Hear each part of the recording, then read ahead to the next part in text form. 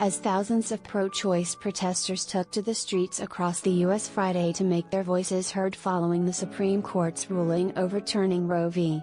Wade. Some demonstrators were met with violence.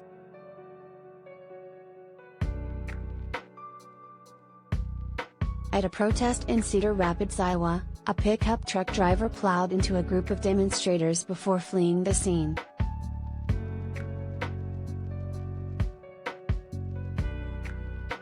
The unidentified male driver of the Ford truck rammed into several protesters, all of them women. At least one woman was injured after the vehicle rolled over her ankle.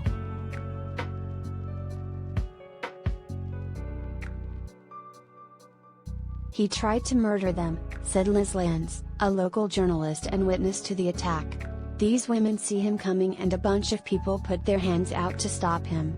And he just keeps going."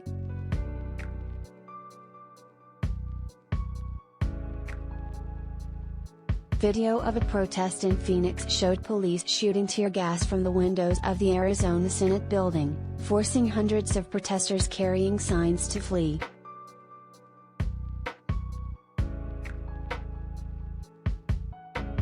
Video shared on Twitter by Republican State Senator Michelle Ugenti from inside the building showed protesters with signs chanting outside the doors of the state capitol and banging at the glass doors but not attempting to enter.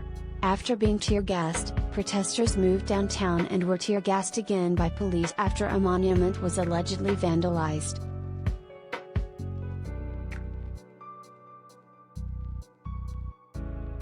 In downtown Los Angeles, journalist Tina Berg was seen on video being violently shoved to the ground by a police officer who then told her, "I'm trying to protect you."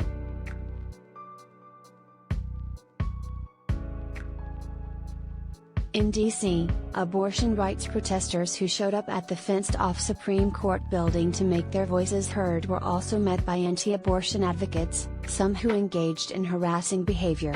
One woman told HuffPost reporter Elena Villanos in between sobs that she repeatedly asked an anti-abortion protester, a man, to stop following her.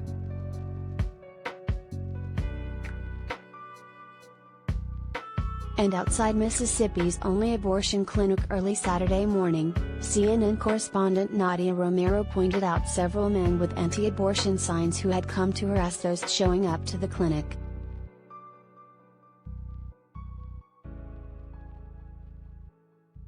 And so here we are, outside of the very last standing abortion clinic in the state of Mississippi, and it has not been a good morning here, Romero said.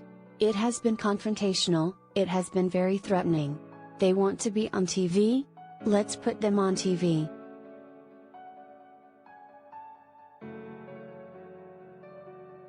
The men can be seen on video standing just behind the camera. A police officer stands with his back to the camera.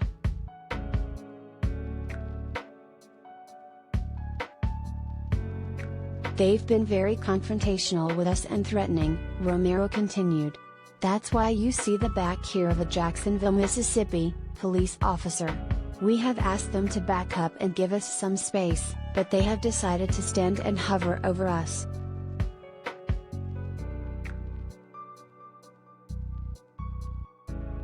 Romero said police first showed up after one of the anti-abortion men backed his truck up and allegedly hit one of the clinic's volunteers.